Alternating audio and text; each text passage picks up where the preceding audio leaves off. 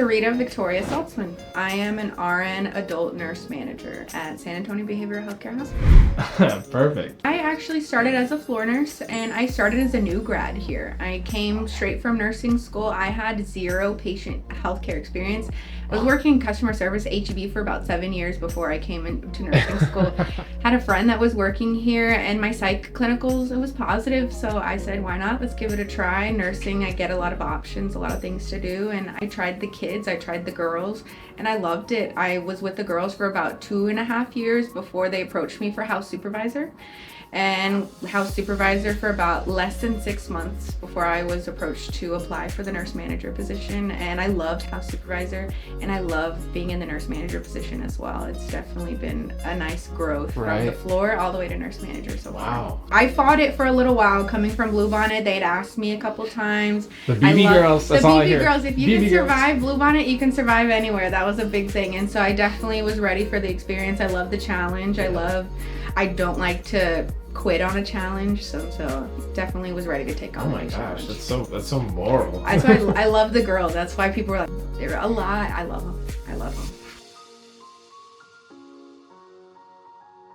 First was that I wanted to help people, and I had a psych patient that was a labor and delivery patient, and it just amazed me and it intrigued me that it was something so different and out of the norm that I was like, you know what, these are the patients that need that help. And so whenever I went into my psych clinicals, it was really interesting seeing how different it was every single day, something new every single day. Being here to be that support and be that nurse that can provide that difference for the kids, and that's where I really loved it. Was a lot. Yeah. So, like I said, I love a challenge. I'm not going to give up on my challenge, but for kids, let alone helping them in their most critical part of their lives, I definitely want to be a helping hand in that.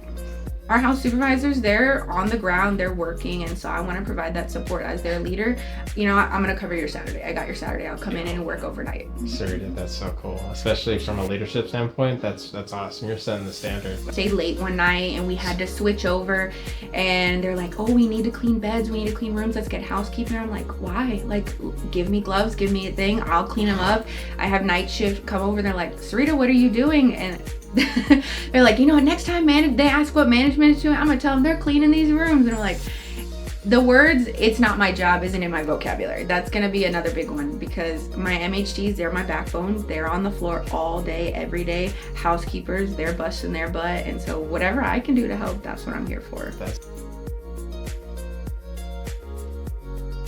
To be honest, I do not. I'm very bad at it. I am here a lot more than I'd like to admit because I love my job. I love the care that I provide for my patients. I love the care for my staff. I have very good work relationships with my staff and the people I work with, my administration. And so it's a little selfish. I like being here because I love my job. Yeah. But at the end of the day, I have a daughter at home that I love spending time with.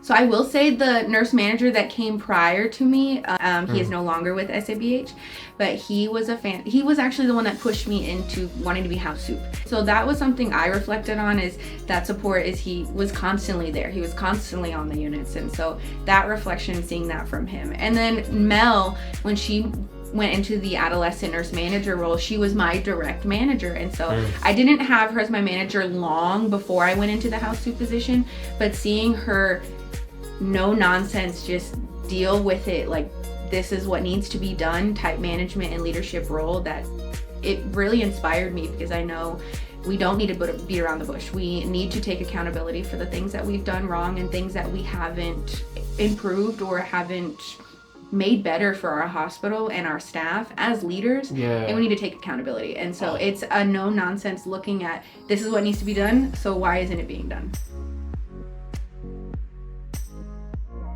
Big thing is you get a lot of leaders have to be mean, that they're not nice necessarily. I like to kill my staff with kindness. You're always gonna see me with a smile on my face. And so that's one thing I like to tell my staff, or people that want to be house supervisors, is kill them with kindness. Because if you come with them with an attitude or with being angry, or if you're yelling at them, I wouldn't want to follow a leader that's yelling or getting mad at me. You know what? I'm still gonna come and dole out discipline, or I'm gonna have different disciplinary actions for staff, but I'm still gonna have a smile on my face. I'm still gonna be positive and coming with constructive criticism and solutions rather than just focusing on everything that they're doing wrong. I'm gonna have a smile on my face. Even on the units, I'm gonna have a smile on my face. I'm always walking around. If I don't have a smile on my face, we know something is real wrong. I think it goes back to, again, the kindness and how I operate myself within my staff. And so that's why I want to be that very hands-on, and you know my face, I know your face, I know your name, I know my staff, hands-on leader, that I was on the floor, that I was helping, that I had a smile on my face. And if I didn't, you know, we were in the business. But I want anything from anybody. It's to brighten someone's day with my presence. Yeah, your presence, your demeanor. And it can be the littlest thing. I could be going through a drive-through and my voice and how I speak just brightens somebody's day. I'm loud, I'm bubbly, I have a smile on my face, so I can improve the people's days around me. I want to make people so annoyed with my smile that they smile. Right, because it's contagious.